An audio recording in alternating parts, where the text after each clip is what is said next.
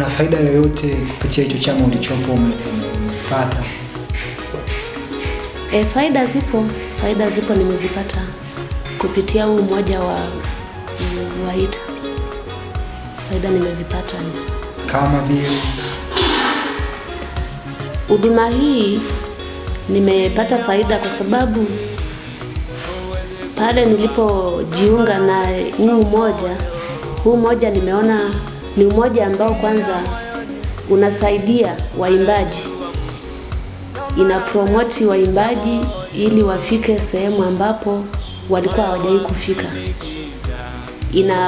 Inawasaidia kwa namna mmoja ama nyingine, kwa sababu huu umoja inawainua waimbaji wale walioko chini. Kwa mfano, naweza nikajitolea mfano mimi katika wimbo wangu ule ambao nilirekodi mwaka jana, kwa sababu nilikuwa ndani ya huu umoja, waliweza kunirekodia huu wimbo kwa bei nafuu sana. Ina maana huu umoja uko tayari kuwasaidia watu, kuwainua kwa namna nyingine ili wafike sehemu ambapo hawajawahi kufika. Unawaambiaje waimbaji wa nyimbo za Injili ambao bado hawajajiunga katika umoja wa waimbaji wa nyimbo za Injili Tanzania? Ninawaambia waje wajiunge na huu umoja, kwa sababu huu umoja sio tu umeitwa tu umoja, ni huduma ambayo imejikita kiroho zaidi kwa ajili ya kuwasaidia watu ambao wako chini. Ni huduma ambayo ni ya kiroho zaidi. Kwa hiyo tunapenda kuambia kwamba kama unajijua wewe ni mwimbaji wa nyimbo za Injili au kuna karama yoyote iliyoko ndani yako ya uimbaji, na kukaribisha katika umoja huu, maana wanasema kwamba huwezi ukafanya kitu peke yako, lazima kitu cha kushirikiana na wengine ndipo uweze kusonga mbele. Kwa hiyo nawakaribisha sana waje wajifunze mambo mengi katika huu umoja. Umetuambia wewe ni mwenyekiti wa maombi. Je, utaratibu wenu wa maombi upoje, ambao watu wanatamani kujoin kwenye chama chenu? Unawaambiaje utaratibu wenu wa maombi upoje? Utaratibu wetu wa maombi, kwanza tuna ratiba ambayo tunakutana, tuna timu ya maombi ambayo tunakutana kila Jumatano pale shule ya Sion pale Furaha.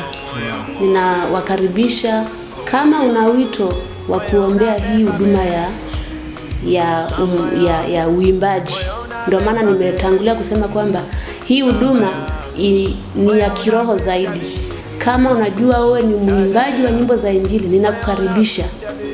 Na una wito wa kuombea hii huduma, ninakukaribisha kila Jumatano saa 10 kamili mpaka saa 12.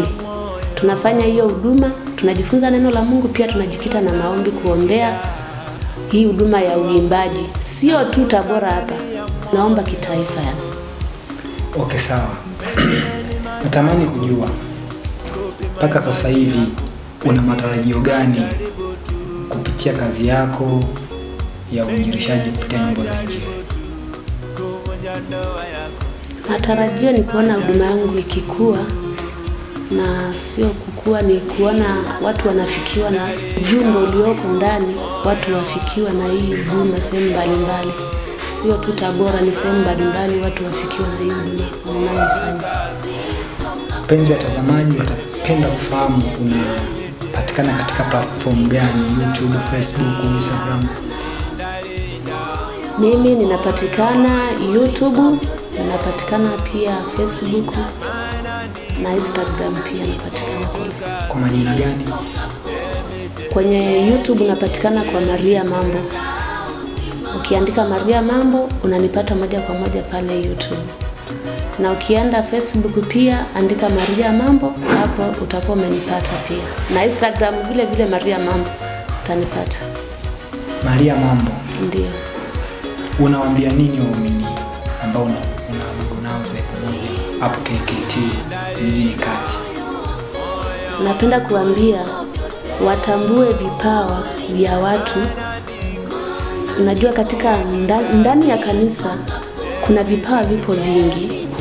Mwingine ni muombaji, mwingine ni mwimbaji, mwingine ni mwalimu, mwingine yuko hivi. Ninapenda kuambia kwamba waumini hao ndio kanisa. Napenda kuambia kwamba watambue vipawa. Kwanza mtu atambue kipawa chake, alafu watambue vipawa vya watu.